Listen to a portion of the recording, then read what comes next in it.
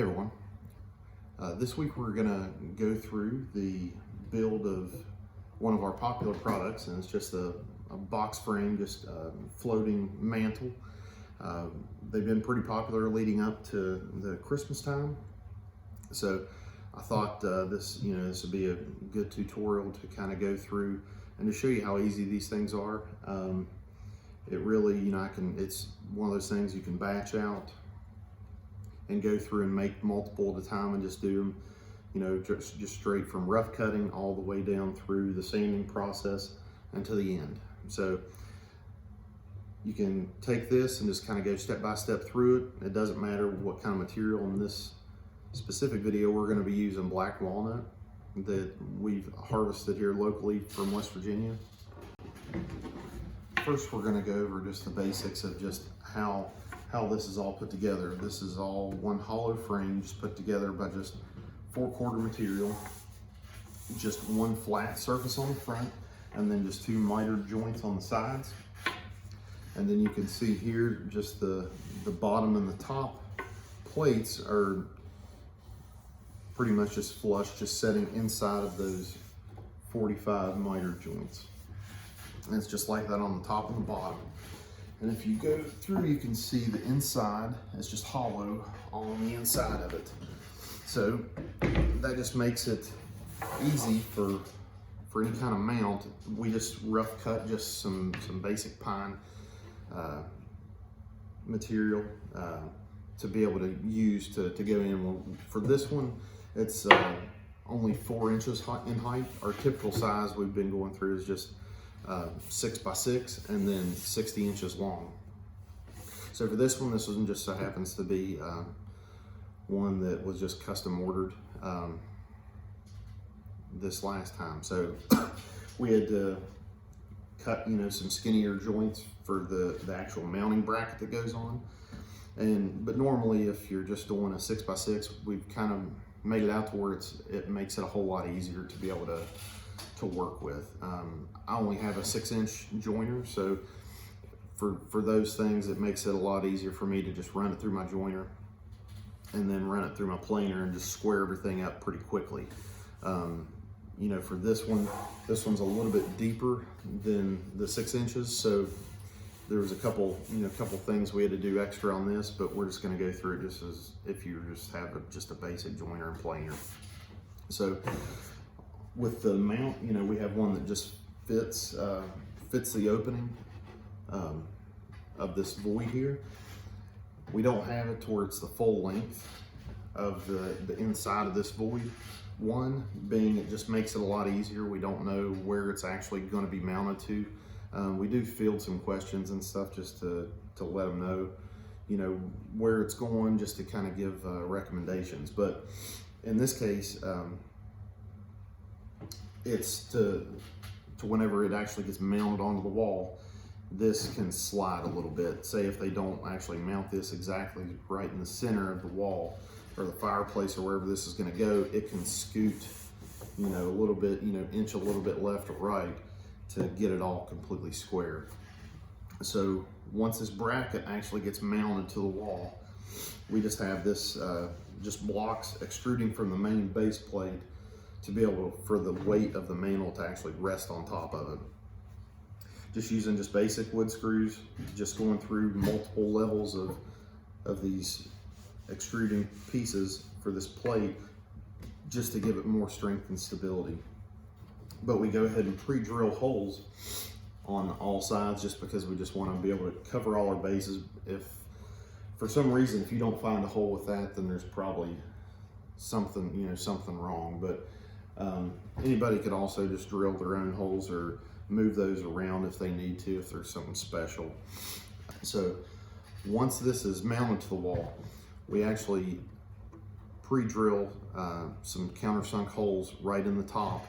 And this is usually the place that's less visible, but we have it to where the screws will actually go down through the top of the surface to where you don't see the top of the screws. So once we have squared material, we will go through and assemble just the face plate and the two side side panels that make up the left and right side and the face side. We won't worry about these top and bottom face boards just yet. We're going to go through and handle that. Okay, here just using some basic 45-degree clamps for each one of the side pieces to attach to the face piece. So from here I just like to get my base piece set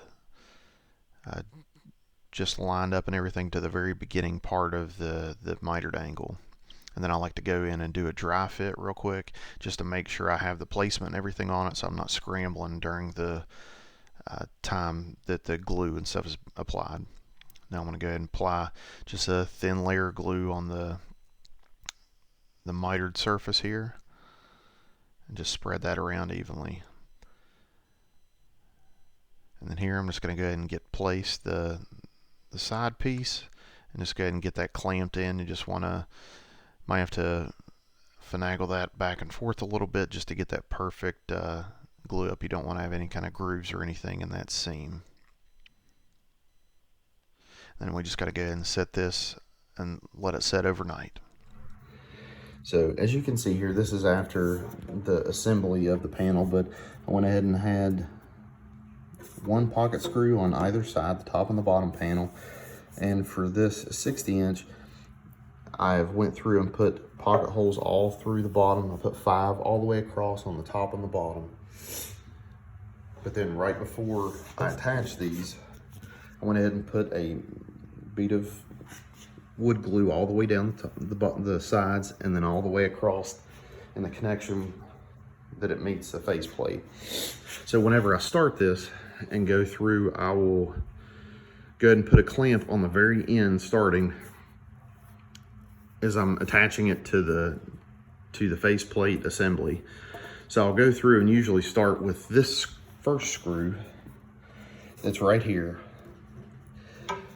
And I'll usually go ahead and get this clamp down and get it, just hand tight, maybe having to move it around. But once I start with the screws, I'll go ahead and start working my way down, loosening the clamp, sliding it down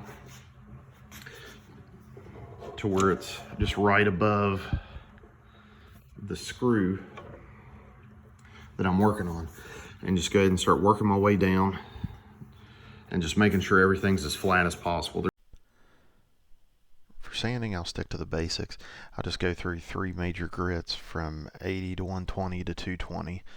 And it's pretty much for any finish you have. It should cover the bases and get you a good smooth finish. For any large natural holes or cracks or knots, I usually go with the Starbond medium thick black just because it has a good contrasting effect using the accelerator, so I can instantly spray it and it'll cure up and I can sand immediately. Now for once I get all my sanding and everything done, before I apply my finish, we'll go ahead and put our countersunk holes a 1/2 inch from the back facing of where the void is. And at that point, this is the point where we want to probably select which side's going to be the top. In this case, I thought this sapwood pattern right here was going to be a cool accent to be on the top. Now for the bracket, I like to go ahead and just get the size measurements and stuff of the inside and just go ahead and get those cut up real quick to fit. It doesn't have to be snug in the actual void. It just has to be, just enough to be able to slide on. We don't want the customer to be having too many troubles getting it actually on there, but we want this to extrude far enough to where it will completely set up there. As long as this is mounted to the wall, the actual mantle box frame will set on it without it moving around or anything. So in this case, this was 8 inches deep. So I wanted this to at least be more than 4 extruding from the outside of the mounting bracket itself. And in this, I just used some scrap pine and stuff that I had here. But I went ahead and marked all my face pieces just to show the customer this side's gonna be up.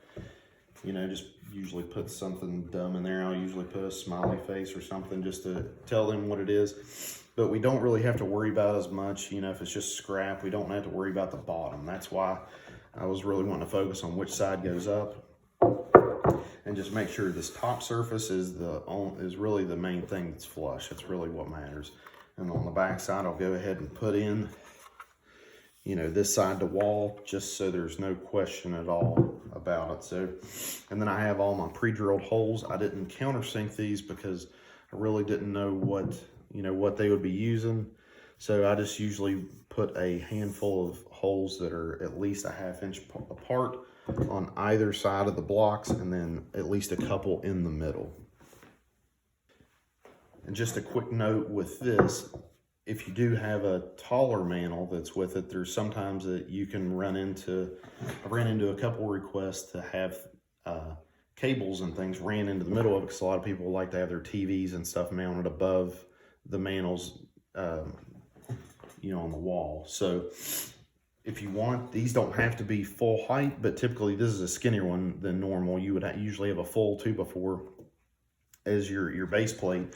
But say if you do want to run some kind of cabling and stuff through it, you can just leave and probably keep these blocks the same height, but then you'll have your full 2x4 section that you can run cables through, and either put some tie downs or something all the way through it.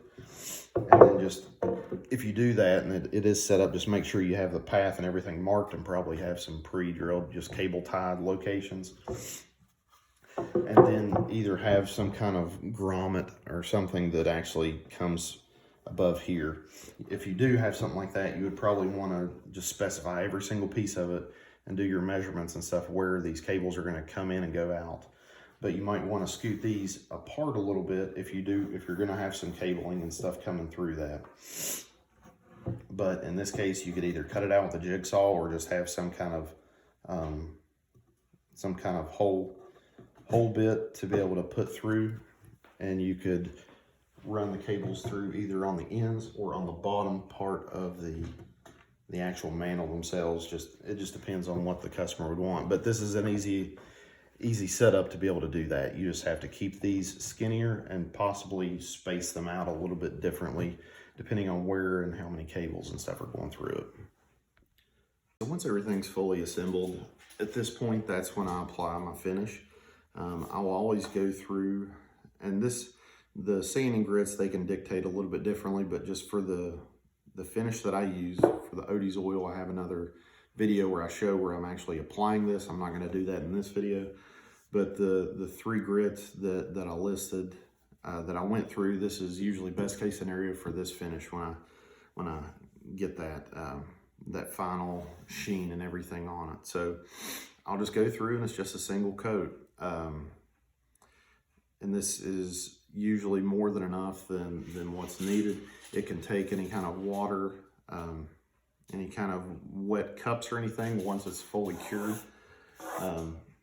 and go through. If you do need it, some kind of thicker top coat, there's some other products that you can use with Odie's oil. You can use the furniture wax that comes in. It's just a little bit thicker consistency, but it pretty much just goes on top of an existing coat of the cured Odie's oil that's already on there. So I'll go through, and it's a very quick process. Usually just use a small amount of it, you know, apply it, let it set for about 30 or 40 minutes, and just in a room temperature area. You don't want it to, you know, to really dry up. You just want the oil to do its work and soak in.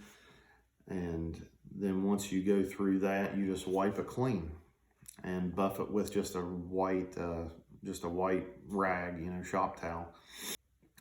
If you have any questions or anything, or if there's any kind of other way that you all build your mantles or anything, or any other kind of tips that you can add on to this process, feel free to leave a comment and stuff in the video. And if you like this video, go ahead and like and subscribe, and then we'll be putting out some more content soon.